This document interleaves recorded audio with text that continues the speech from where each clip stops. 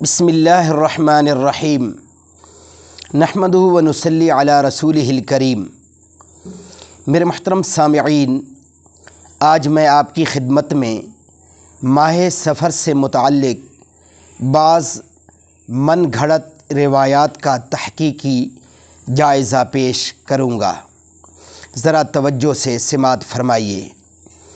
من گھڑت اور ایجاد کردہ باتوں کی کوئی بنیاد تو ہوتی نہیں، لیکن جب جاہلوں یا ان کے گمراہ کن رہنماؤں سے ان باتوں کے بارے میں سوال کیا جاتا ہے جو عوام میں مشہور ہو گئی ہیں، تو وہ من گھڑت روایتیں اور غلط سلط دلیلیں پیش کرنا شروع کر دیتے ہیں۔ چنانچہ سفر کے مہینے کے منحوس ہونے کے متعلق بھی اسی قسم کی روایت پیش کی جاتی ہے، جس کے الفاظ یہ ہیں: من بشرنی بخروج سفر بشرتہ بالجنہ۔ ترجمہ: جو شخص مجھے یعنی بقول ان لوگوں کے حضور پاک صلی اللہ علیہ وسلم کو سفر کے مہینے کے ختم ہونے کی خوشخبری دے گا، میں اس کو جنت کی بشارت دوں گا۔ موضوعات ملا علی قاری رحمہ اللہ۔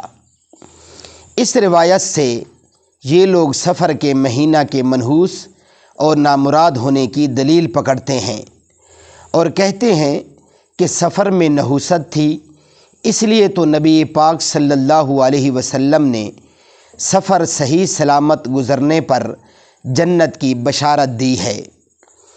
اس سلسلے میں یاد رکھنا چاہیے کہ اول تو یہ حدیث ہی صحیح نہیں بلکہ من گھڑت اور موضوع ہے، یعنی حضور پاک صلی اللہ علیہ وسلم سے صحیح سند کے ساتھ اس کا ثبوت نہیں، بلکہ بعد کے لوگوں نے خود گھڑ کر اس کی نسبت آپ صلی اللہ علیہ وسلم کی طرف کر دی ہے۔ چنانچہ خود ملا علی قاری رحمہ اللہ، جو بہت بڑے جلیل القدر محدث ہیں، وہ اسے اپنی کتاب الموضوعات الکبیر میں اور علامہ طاہر پٹنی رحمہ اللہ تذکرۃ الموضوعات میں درج فرما کر اس کو بے بنیاد اور بے اصل قرار دے رہے ہیں۔ اس کے علاوہ بعض فقہ کی کتابوں میں بھی اس حدیث کو گھڑی ہوئی قرار دیا گیا ہے۔ دوسرے، اس من گھڑت روایت کے مقابلے میں بے شمار صحیح احادیث سفر کے منحوس اور نامراد ہونے کی نفی کر رہی ہیں، لہذا صحیح احادیث مبارکہ کے مقابلہ میں موضوع من گھڑت روایت پیش کرنا کسی طرح بھی صحیح نہیں۔ تیسرے، بذات خود اس روایت میں سفر کے مہینہ کے منحوس ہونے کی کوئی دلیل بلکہ اشارہ تک بھی نہیں، لہذا اس روایت کے الفاظ سے سفر کے مہینے کو منحوس سمجھنا صرف اپنا اختراع اور خیال ہے۔ چنانچہ اس روایت کے الفاظ پر غور کرنے سے ہر صاحب عقل اس بات کو بخوبی سمجھ سکتا ہے۔ چوتھے، تھوڑی دیر کے لیے اس روایت کے موضوع اور من گھڑت ہونے سے نظر ہٹا کر دوسرے قواعد کو سامنے رکھتے ہوئے اگر غور کیا جائے تو اس کا صحیح مطلب ان لوگوں کے مقصد کے بالکل خلاف ہے۔ چنانچہ اس کا صحیح مطلب یہ ہو سکتا ہے کہ حضرت کریم صلی اللہ علیہ وسلم کا وصال مبارک ربیع الاول کے مہینے میں ہونے والا تھا اور آپ صلی اللہ علیہ وسلم وصال کے بعد اللہ تعالیٰ سے ملاقات کے مشتاق تھے، جس کی وجہ سے آپ صلی اللہ علیہ وسلم کو ماہ سفر کے گزرنے اور ربیع الاول کے شروع ہونے کی خبر کا انتظار تھا، اور ایسی خبر لانے پر آپ صلی اللہ علیہ وسلم نے اس بشارت کو مرتب فرمایا۔ بعض کتابوں میں اسی مضمون کی وضاحت کے لیے اس روایت کو ذکر کیا گیا ہے۔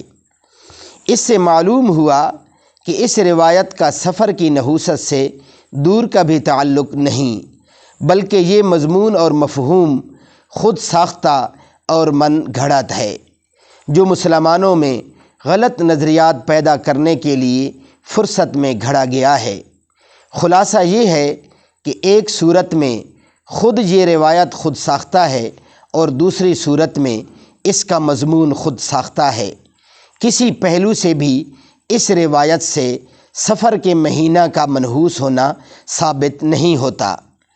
بعض لوگ اس مہینے کے حوالے سے ایک اور روایت پیش کیا کرتے ہیں کہ اس مہینے میں 9,20,000 بلائیں اترتی ہیں، اور اس قسم کی دوسری بعض خود ساختہ روایات بھی پیش کی جاتی ہیں۔ ان کے بے بنیاد اور بے اصل ہونے کی حقیقت بھی مندرجہ بالا تفصیل کی روشنی میں معلوم کی جا سکتی ہے۔ اللہ رب العزت ہمیں توحید و سنت اور قرآن و سنت کے مطابق زندگی بسر کرنے کی توفیق عطا فرمائے۔